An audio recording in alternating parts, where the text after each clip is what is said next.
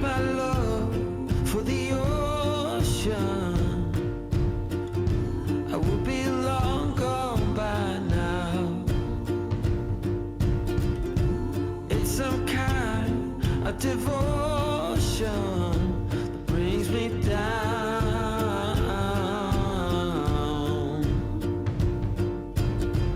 That without my love for the ocean, I will be no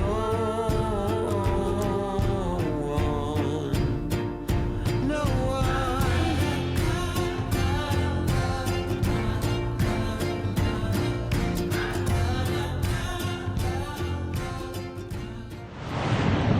So we just left St. Thomas Bay on Virgin Gorda, and we are headed up to the northernmost point of Virgin Gorda to Lebrick Bay, or somewhere thereabouts, we're not sure, to anchor until we're ready to make the passage over to St. Maarten.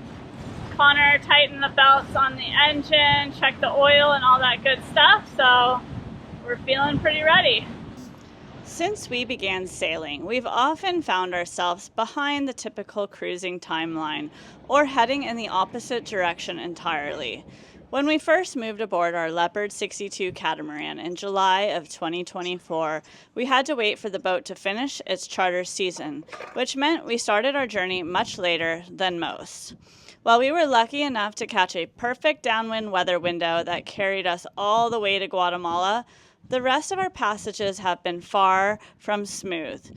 We had chosen Guatemala not just for shelter, but as a cost-effective place to begin refitting our boat on a budget.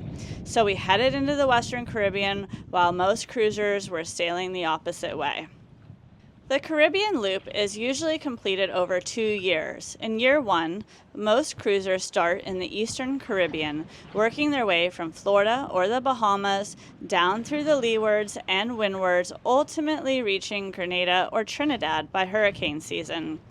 Once the season ends, they sail west to the ABCs, Aruba, Bonaire, and Curacao, then continue to Colombia and Panama.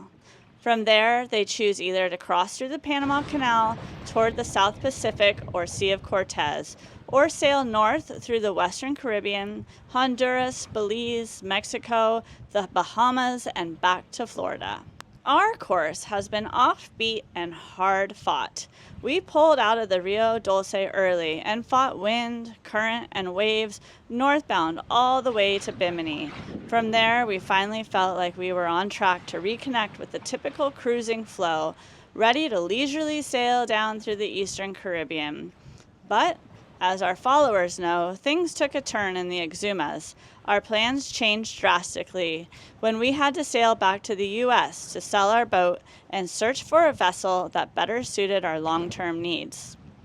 When we finally stepped aboard our Vision 444, we were again behind the fleet. While most of our cruising friends had already reached their hurricane season destination, we were just beginning the journey, still pushing east into the trade winds. Now we're fighting those easterly trades on a mission to reach St. Maarten, hoping to set ourselves up for a safe shot south to Grenada. Unfortunately, we're on a tight timeline and we'll have to make this leg as efficiently and focused as possible.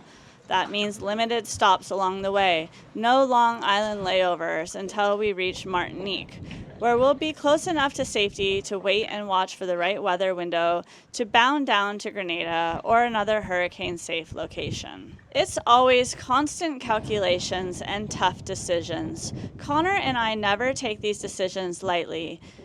Every move we make is layered with constant evaluation. What if the weather turns? Where will we go if a storm forms? How fast can we get to safety? So far, we've been lucky, but once we reach St. Maarten, we believe the hardest part, the easting, will be behind us. From there, we'll finally be in a position to safely sail south with more options, more flexibility, and fewer headwinds, literally and figuratively. All right, it's super windy, but we are here at Prickly Pear Island, just anchored off the beach here. And this is where we're gonna hang until we head off to St. Maarten. So from our last video, you saw that one of the packages we picked up had an airlock system in it for each one of our air conditioners, because we have one on our port side and one on our starboard side. Connor is in the process of installing the first airlock system on the port side, and we're kind of excited about it because we've heard about them for a long time, back when we used to have an RV and go camping a lot. And then with the boats, the air conditioners kind of become stagnant when they're not being used, and so when you fire them up, they have like a really kind of pungent, mildewy, or just off smell that isn't wonderful, and it fills your boat up with this kind of stink for a while. So we don't use our air conditioners every day. We like to have our hatches open when we're out on the hook. We get a good breeze, but when we do use the air conditioner, we are now pretty excited that the airlock system is going to help with that yucky smell when you turn the air conditioning on for the first time. Hey, so here I am. I got it installed. They make these really easy, just hooked up to positive and negative. They give you this sticky back on a magnet that makes it absolutely easy to install. Look how easy this is.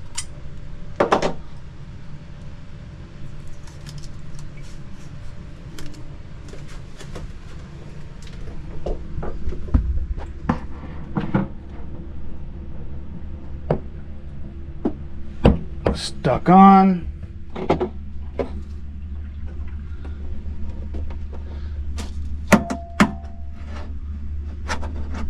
And done. Voila! As easy as that. And when you live in a very small space like you do on a boat or an RV, it is essential to have good smelling air that doesn't make you want to leave your boat when you come home. Maddie's being a good little pelican and starting off her morning getting her math work Did you just done. call me a pelican? I did. You're my little pelican. Ew. Oh I'm god. not. Alright, well, sorry to interrupt your math. I did, yeah. So tomorrow or early in the morning we are headed to St. Maarten, so we're just getting out, stretching our legs, going on a walk. Started in Lebrick Resort and are just kind of following the road to see where it goes.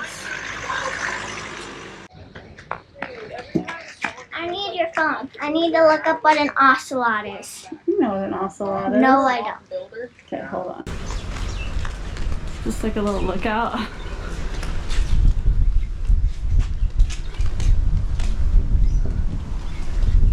Wow.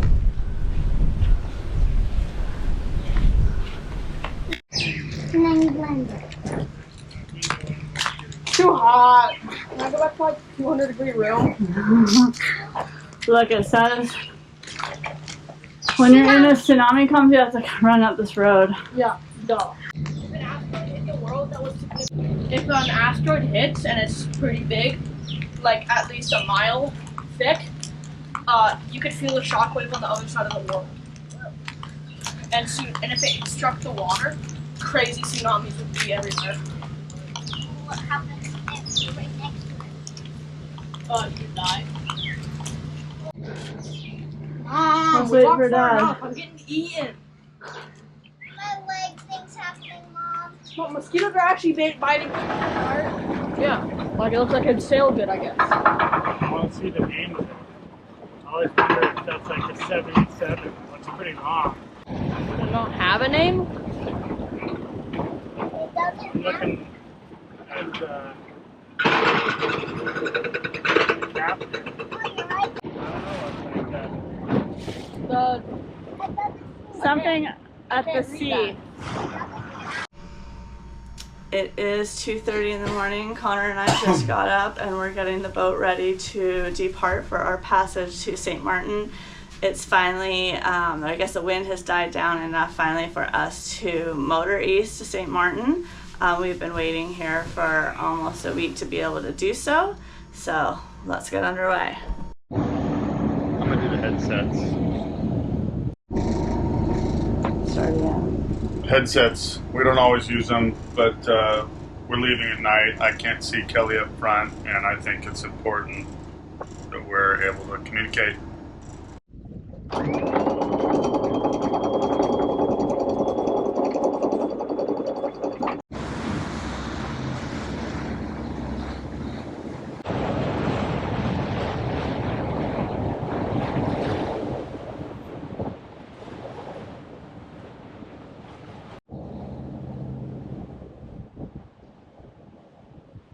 Okay, the sun is starting to come up. It's 5 in the morning.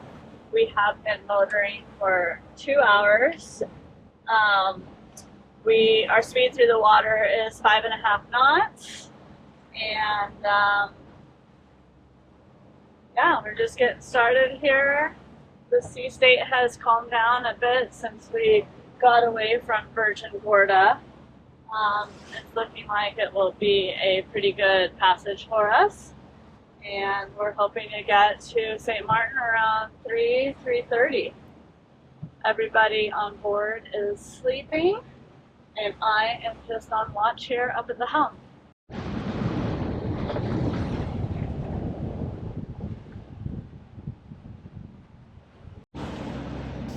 It's been a long and exhausting 4 months, switching boats, re-outfitting, and doing everything we can to get our family safely to Grenada for hurricane season.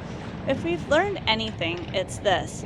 Everything takes longer than you think. Weather windows are rare, boat repairs pop up unexpectedly, parts get delayed, plans change. With so many unknowns, the only thing we can do is make the smartest decision possible with the information we have. We always ask ourselves, what's the worst case scenario? Then we build a plan around that possibility so we're not caught off guard when something unexpected happens. Out here, there are few safety nets. You have to be your own. And sometimes the best choice is simply to wait it out, because when you're on a timeline, that's often when bad decisions get made.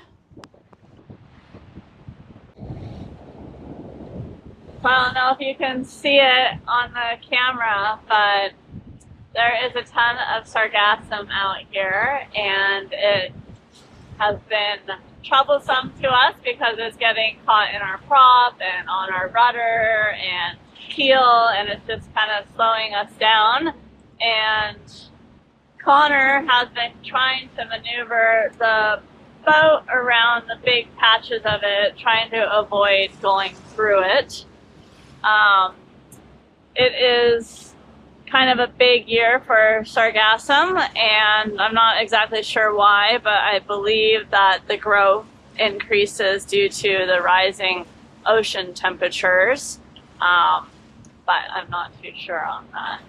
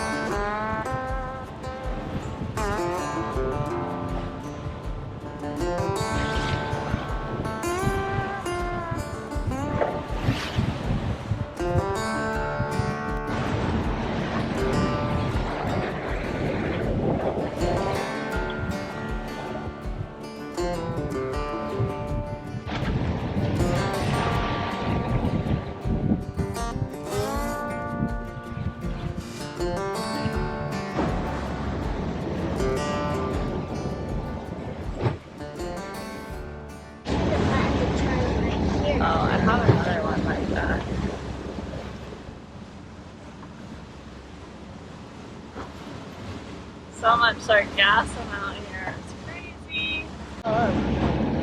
There's no other boats doing what we're doing right now. I know, we're the only boat out here. Unless they don't have a radar. No, we have our AIS on. Well, unless they don't have the AIS. So it's 10:30. No, it's not. It's 10:27. Alright, I was Adults rounding. in our timeline. Okay. 10:30. We started at 3 and Yeah. So how many so hours? we've been sailing for like 7 hours. 7.5 2.5 hours, and we're not sailing, we're motoring because we're going directly into the wind as usual, which is pretty normal because we are going against the trade winds to get to Sint Maarten, so that once we get to Sint Maarten we will be able to sail hopefully the rest of our journey down to Grenada. Let's see, the true wind speed is about 10 knots right now. Apparent wind speed is 17 knots, and our speed over through the water is 6 knots. So we hope to get there in pretty good time. Planning to be there around 3 o'clock so that we can anchor in the light and, you know, be safe about it. Wake up at 3, get there at 3. Yeah, so I don't like anchoring in the dark at a place I've never been for the first time.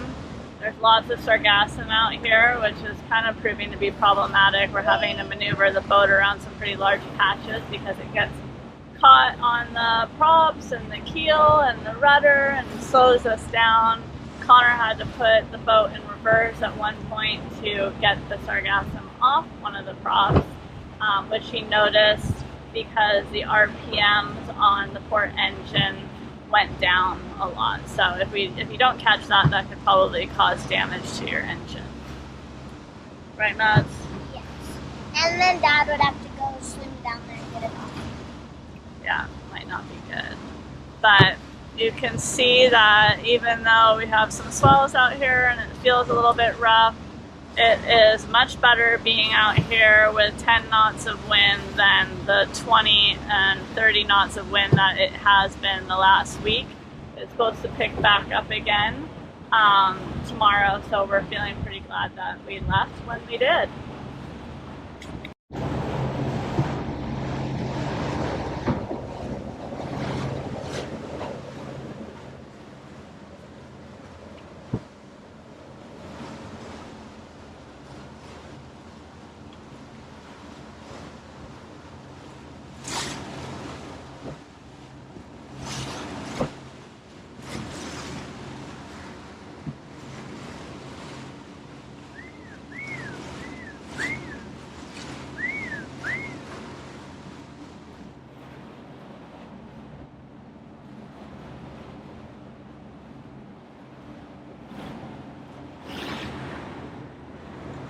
Trying to hook some sargassum. Yeah. Surprised to put the line out. Yeah, I was gonna try to cook some breakfast.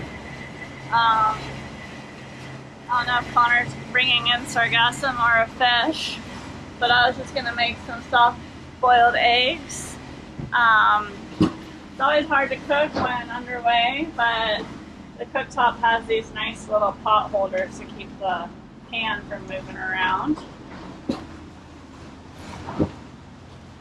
Yeah, sargassum, caught sargassum. I don't think it's worth fishing.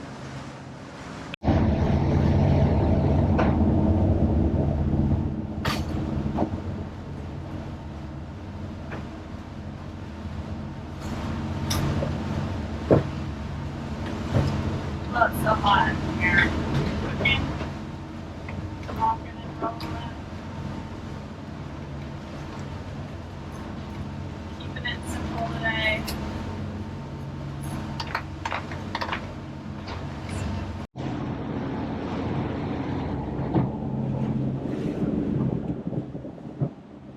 What are you doing on my phone, Maddie?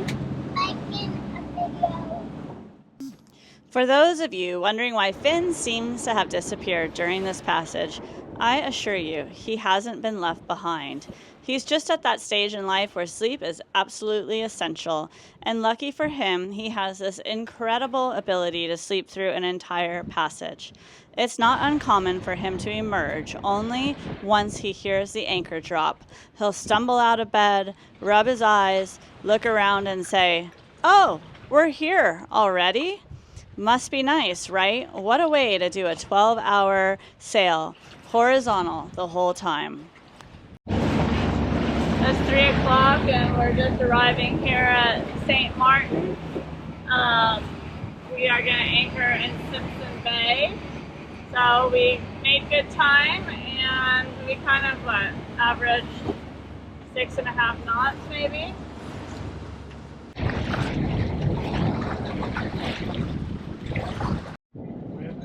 Okay, well, we are anchored. We're gonna get settled in here at Simpson Bay. This may not be where we want to spend most of our time while we wait for our dinghy, but it seems like it's a good spot for now because it gives us good access to customs and immigration. We can get into Simpson Lagoon, which basically accesses, you know, all the stores or restaurants or whatever that we might need to go to. But once we're done with that, we might go somewhere else that's a little bit less rolly, less loud, and, you know, kind of more scenic and enjoyable for swimming and things like that while we wait for the dinghy to come into Phillipsburg. Got some kind of wreck that we can dive. Right next to the airport.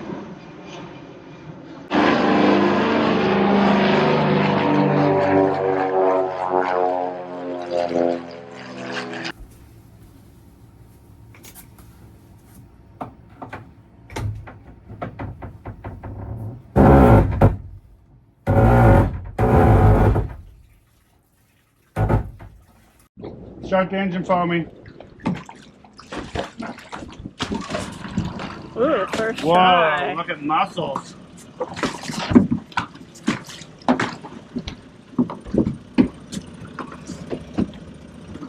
Is there a dinghy dock? So if we're going to breakfast, maybe we should figure out where we want to go first. This trimaran, I think it was fat.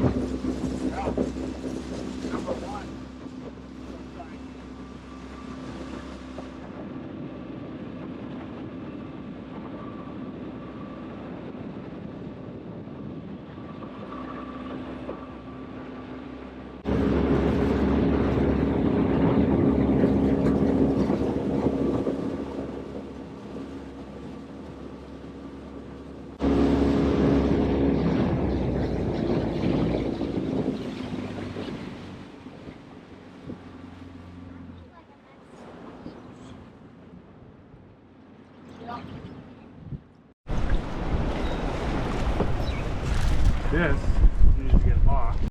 Run the chain through the middle part, a little hole, around the side, and Mom will give you a lock. Just lock it. Lock it to itself.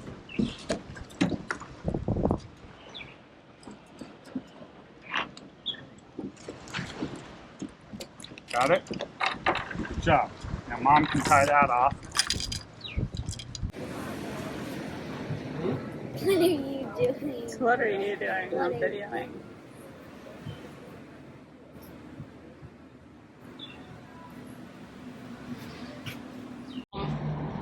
Head to the boat. You want that?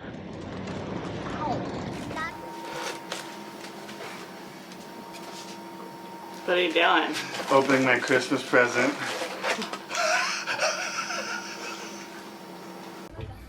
So here we are. I am replacing the old alternators to a more an alternator that has more output, will put out more energy, and these were, I believe, kind of right on the limit of our needs, and so some of the earlier boats had these burn up on them because I think they're kind of at the limit, the upper end limit. So we've gotten some new ones down here, but as usual, it doesn't quite go as intended, and the new ones don't have a negative terminal on the alternator. It's called a case ground alternator, where I need to hook the ground up to the engine block, and so I wasn't intending that, and we need to run into the chandlery and try to find a bolt to get this all done.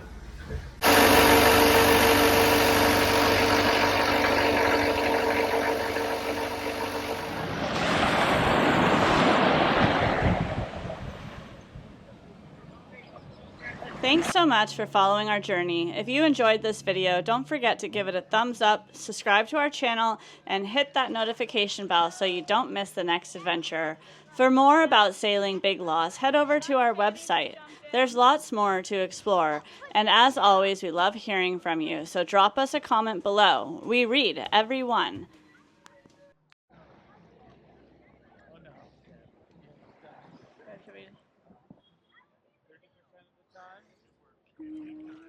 And last but not least, a special shout out and a big loud thank you to our amazing Patreons. Your support means the world to us and truly helps keep this adventure going. We couldn't do it without you.